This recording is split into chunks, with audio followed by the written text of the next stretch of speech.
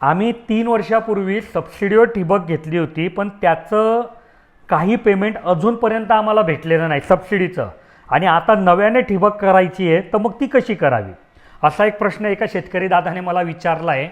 तर बघा, हा कॉमन प्रॉब्लेम आहे की पूर्वी काय व्हायचं की सबसिडीवर ठिबक घ्यायची ना, तर फक्त जेवढा हिस्सा शेतकऱ्यांच्या हिश्श्यावर येत होता तेवढे पैसे फक्त शेतकऱ्याला द्यावे लागायचे आणि त्याला ठिबक भेटायची. त्याचा पुढे पैशाशी काही संबंध राहायचा नाही. पण आता कसं आहे की पूर्ण पैसे शेतकऱ्याने द्यायचे आणि मग जेव्हा कधी ती सबसिडी येईल ती शेतकऱ्याला भेटेल.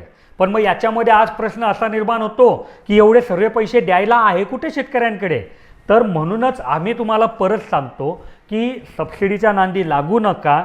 हिरा ॲग्रो इंडस्ट्री खूप स्वस्तात गॅरंटीवाली ठिबक देते आणि सबसिडीच्या ठिबकमध्ये जे काही गुणधर्म पाहिजे, जी काही क्वालिटी पाहिजे, ती क्वालिटी आम्हीसुद्धा तुम्हाला देतो. आणि आमचं जे 11,500 रुपयाचं 1 एकरचं जे ड्रिपचं पॅकेज आहे त्याचेसुद्धा आम्ही 2 वर्षे गॅरंटी घेतो. मग 14,000वालं पॅकेज आहे, 17,000वालं पॅकेज आहे. मग कशाकरता तुम्ही सबसिडीच्या नांदी लागायचं.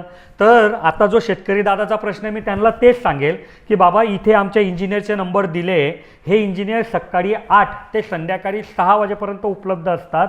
तुम्ही यांच्याशी बोला. तुमच्या मनात जे काही डाऊट असतील, तुमच्या शेतीविषयी माहिती त्यांना द्या. ते तुम्हाला योग्य ठिबकचं पॅकेज सजेस्ट करतील. तुम्ही ते पॅकेज घ्या.